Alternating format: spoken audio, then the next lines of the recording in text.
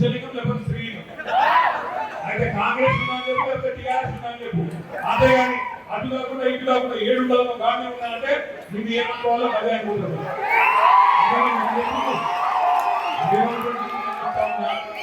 రేవంత్ రెడ్డి నేను చెప్తా ఉన్నా, అధికారం వచ్చింది, అదృష్టం బాగుంది, తాంతే కార్ల బుద్ధలో పడ్డట్టు అట్టి వారి గుడి దెబ్బ ముఖ్యమంత్రి అయిన పని చేసింది లేదు, పీకింది లేదు, ఎన్నడూ ప్రజలకు సేవ చేసింది లేదు, ఒక్క ప్రజా ఉద్యమంలో పాల్గొన్నది లేదు.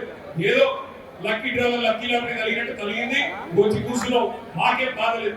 పని చేయి, ప్రజలకు వచ్చే పని చేయి. లేకపోతే ఒకటే జరుగుతుంది, గుర్తు పెట్టుకో.